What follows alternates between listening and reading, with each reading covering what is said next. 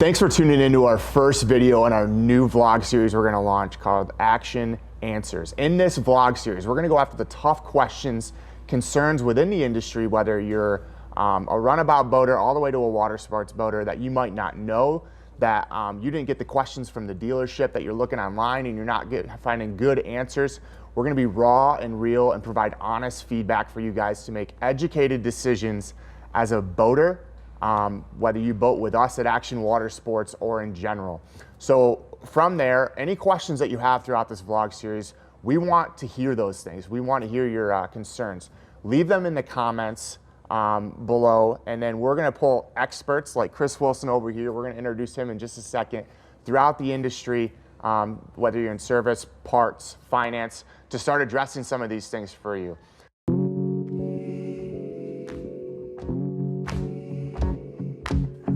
G-train on the weekend, speed up and slow down, gather in, get off this train or you're gonna go.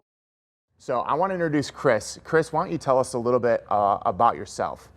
Yeah, my name's Chris Wilson. I've been going into my 19th year working at Action Water Sports. I've been a boater most of my life. I grew up boating, not owning a boat, but always being with someone that did own a boat. And then in my later years, coming through high school, my family got into boating, and I started skiing, doing a lot of water sports. And then obviously with my career now, it's boating almost nearly every day, especially during the summer. So I live on a small little inland lake, but I've got plenty of experience on bigger water also. So I've been on every size of the lake and everywhere pretty much in the state of Michigan. So yeah, I love the sport, I love the industry, and for me, seeing these families grow together while boating is probably the most rewarding thing of my job. Yeah. So if you've been in this for 19 years, what is your favorite water sport to do? Oh man, I've enjoyed doing it all. My passion's probably still barefoot water skiing, and yeah, you got to get up early or go late to get it in. But I've always enjoyed the rush and the challenge of the sport. So I enjoy the slalom ski also, and wake surfing seems to be what my family really enjoys to do. So we do a little bit of that also. Cool, awesome. So what we're going to talk about with Chris, the topic number one today is going to be BO.A.T. If you don't know what BO.A.T is, BO.A.T stands for an acronym called Break Out Another 1,000 in Boating. So Chris, I'm sure you've heard this expression come up to you within customers' online forums. What does break out another 1,000 actually mean? Yeah, you know, it's such an old school term, and you know, weekly, monthly, I hear people who aren't boaters use this bust out another 1,000, break out another 1,000, and it's always been the stigma of, you know, boating's expensive. You're just blowing money. It's wasteful. It's why would you own a boat when a friend owns a boat? You know, why don't you just use their boat? Right. And so we're here to kind of go at that and go, is that really true? Yeah. Or is that just old school? Right. I'm 100% with you. So I guess the first question out with that explanation, is it true that a boat is one of the most expensive recreational toys that you can own as a consumer? Yeah, you know, I'm here to tell you it's probably one of the least expensive things to own. And there's two things. There's price and there's cost. So okay. Price is, hey, how much is that boat? How much is that RV? How much is that horse? How much is that ATV? Right. You know, and you buy it.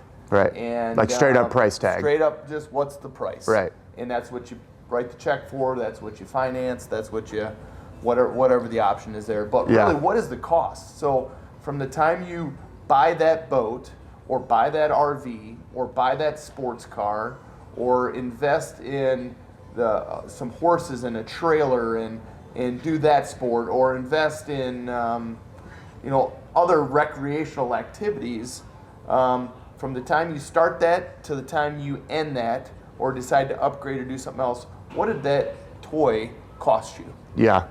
Okay. I got you. So what are some things, I mean, obviously you're going to look at the price tag of it. So, you know, you're going to look at, let's use Mastercraft as an example. Right now, you could get into a Mastercraft, you know, for 60,000.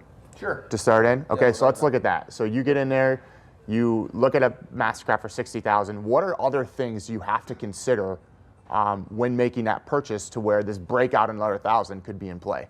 Yeah, you know, it was, if you look at, I think, the old school train of thought of the mechanics behind a boat, the working parts, the moving parts of the boat, it seems like everybody's memory is their dad leaning over into the engine, trying to figure out why the boat won't start, trying to figure out what's wrong with it, why is it leaking, oh, here's another bad experience on the water. And I think some of our memories as kids or even adults have been someone's always working on it, and it's just not the case anymore.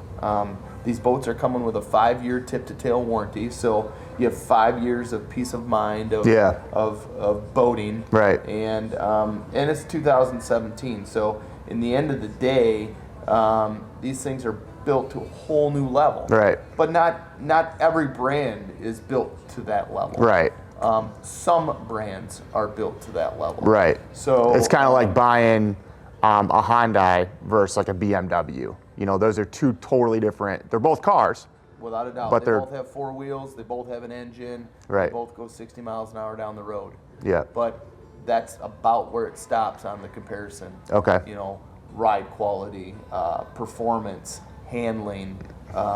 Slam the door on each of them, you're going to feel a different experience. Right. So, and that transfers right over to boats. Yeah. Without a doubt. So.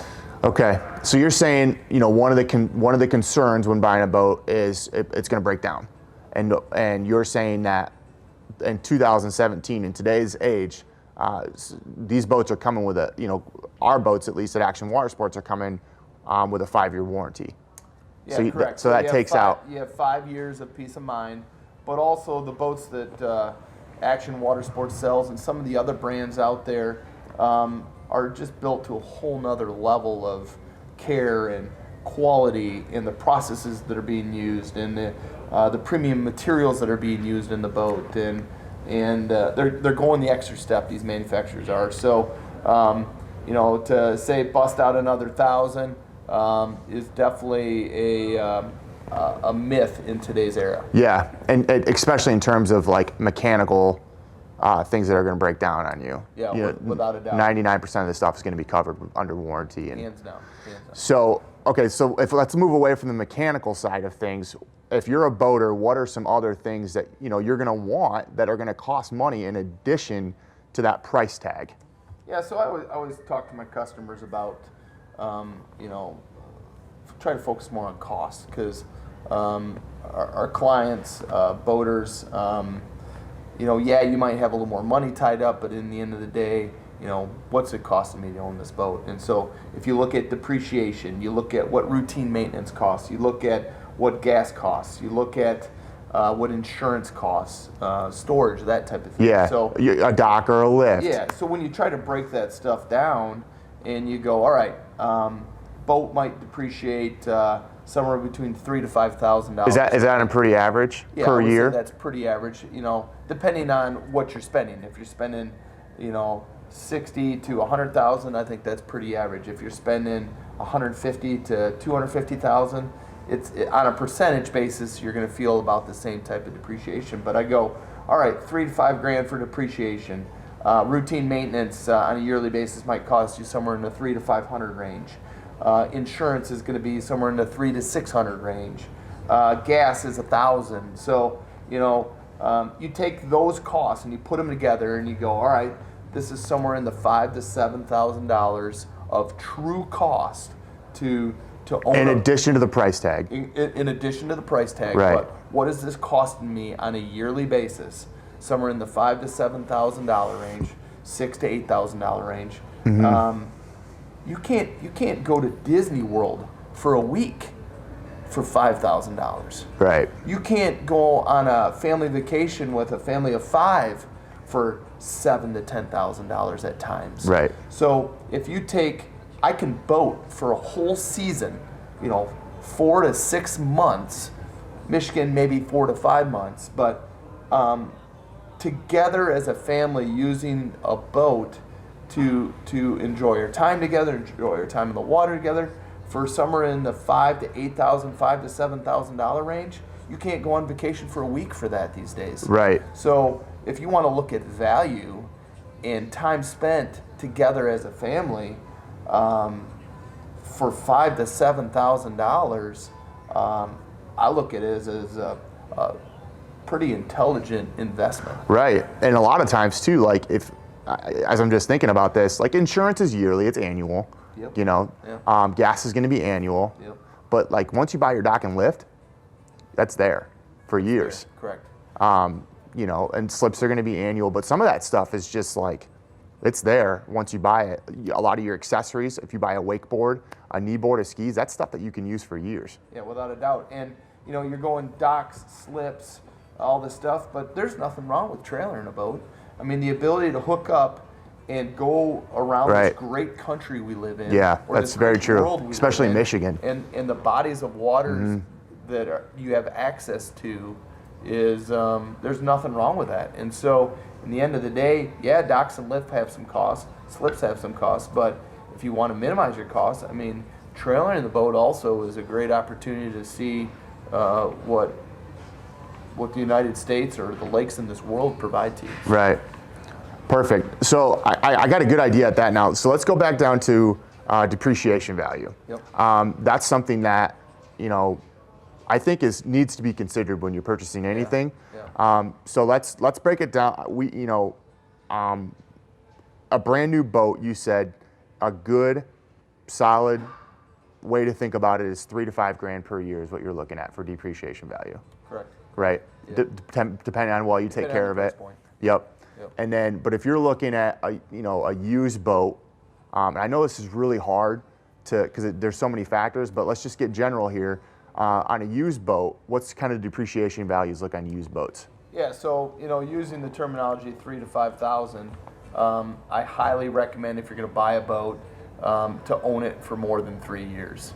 If you get into that 3 to 5 year range, you're going to see somewhere in the $3,000 to $5,000 a year depreciation. Right. The new boats go up every year. The used boats depreciate a little bit. You start getting that gap, and that's what kind of builds your resale or Okay. what your depreciation is.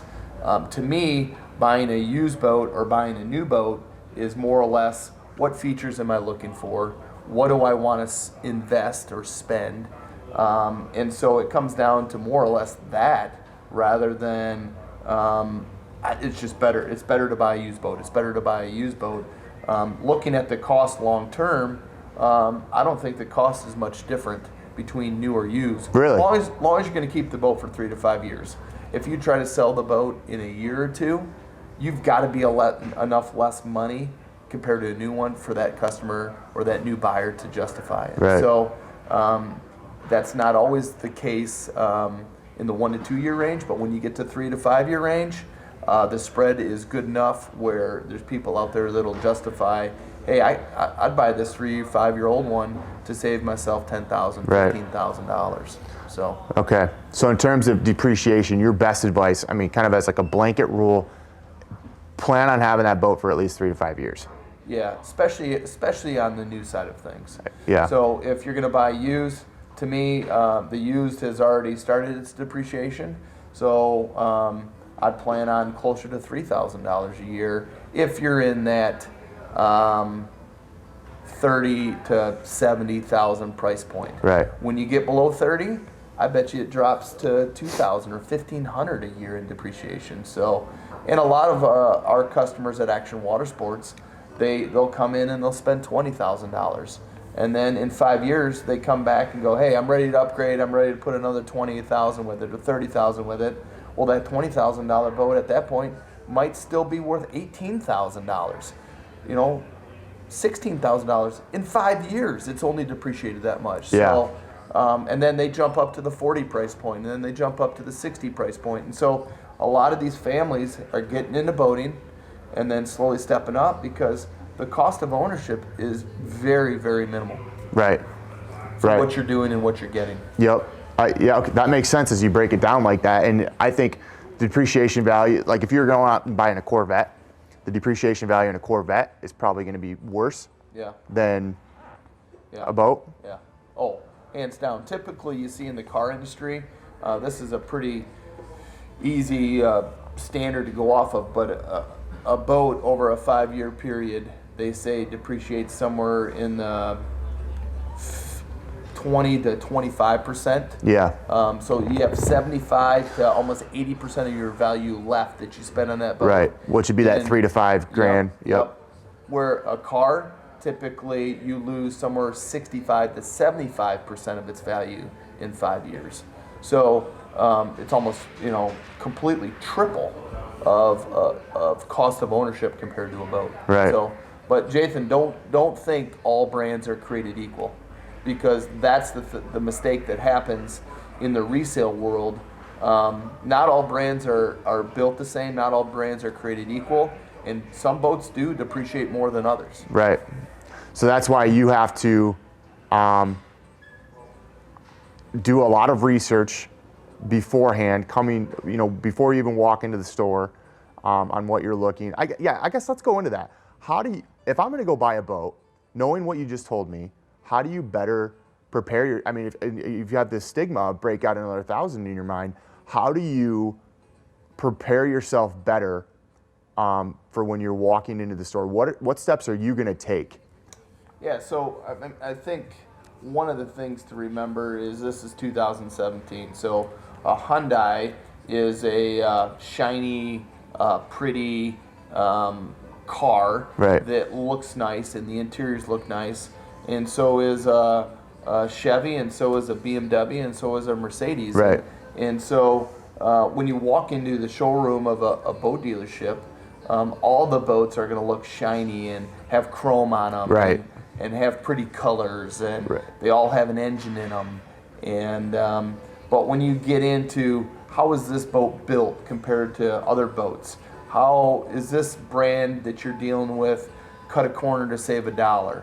Does this brand have the processes in place that don't let errors fall through the crack? Are these manufacturers ISO certification, which you see a lot in the... Oh, there's so much that you got to look at going it's into it. just more than, this boat's pretty, this boat's got some chrome on it, Right. it's got a motor. It's very easy to get caught up in Does it that. have enough power? Yeah. Is it built to a level of quality that can withstand, when you're on the water, you're driving over speed bumps every 6 feet, call it, a wave Right. is a speed bump. So imagine being in your car and driving and hitting a speed bump every 6 feet Yeah. at times. That would suck. Yeah, it would suck, and the car might not. A Hyundai is going to hold up differently than a Chevy or a BMW. Yeah, that's what I mean. It would And suck for so- my car, so I want to make Yes, sure to have something yes. quality. Well, especially your car. Yeah, I drive a 2001 Ford Taurus, everyone. Yes. So, from that side of things, are these manufacturers skipping steps? Are these manufacturers building? Are they building the boat to sell it, or are they building the boat to own it? Because the premium brands build their boats to own them, and they build them to a level, and it happens to be the price. Okay, and yep, a premium brand might cost a little bit, have a higher price tag, but cost of ownership might not be different than a boat that had was built to a subpar level and was built to sell it, not to own it. And I think you probably understand there's selling a boat, and this is the price, and sell, and it's a cheap price. Yeah. And you get a cheap boat. Oh, I get that. Or there's owning it and go, this is a beautiful boat. It was built to a whole nother level, and this is the type of boat that families want to own. Yes. Yep. So what you're saying is to prepare yourself, do your research about the boats, because everyone can do that. Go online and just look at the boats to do your research. But and understand that not all boats are created equal. Yep. Some are just like a Hyundai versus BMW. There's a reason why that Hyundai is priced at this point versus the BMW is priced at this point. What are some other things you can do as a consumer or as a customer and you want to buy a boat to better prepare yourself? Yeah, I mean, I think one of the first things is go visit the dealership. Yeah. Visit, meet the people, meet the service staff that's going to take care of you. Yes. Crawl through the boats, lift up cushions, look at the quality of the speaker, look at the quality of the parts that are being used. Are the parts being used less expensive aluminum, or are the parts that are being used stainless steel? Yes. You see that a lot on these Bimini sun tops. Some Biminis are aluminum. Well, they've got a lot of flex and a lot of sway, where some other Biminis are stainless. Well, there's a $500 to $700 cost difference between using aluminum and using stainless. So it's just a different experience. And then does the boat have enough power? I think a lot of dealers out there, price is what attracts people in. Yes. And then they get there and they go, oh man, they see that attractive price and they go, yeah, but this boat doesn't have enough power to handle my family of 5 that just wants to go for boating, or pull my 2 grandkids, or pull my adult kids tubing or skiing. And so all of a sudden, the upgrade to go from that small V6 or a small 4-cylinder, which got you in price-wise, now all of a sudden is, it's $6,000 more, $8,000 more to get upgraded to an engine that's got enough power. So does the boat have enough power? Is it going to stand the test of time?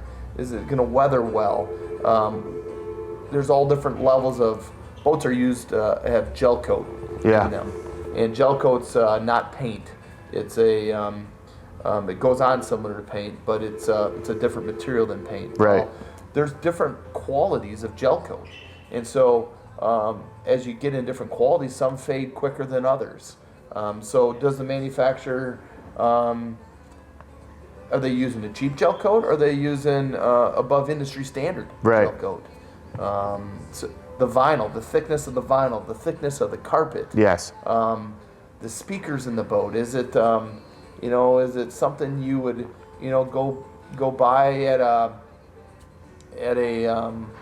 department store, or is it good quality marine speakers that can handle moisture and water? And same with the head unit for the stereo. Is it marine, or is it and manufacturers use everything under the sun, and that's where these manufacturers that have lesser expensive product start cutting corners to save a dollar. Digging into that,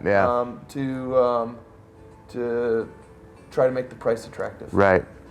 Yeah, I guess, to be honest, like the first time that I got into this industry, I looked at the price tag of the boat and I was like, I can afford $75,000 or the monthly payment, or however you're gonna look at it. Yeah. But then I think that was a really good point on the dealership level.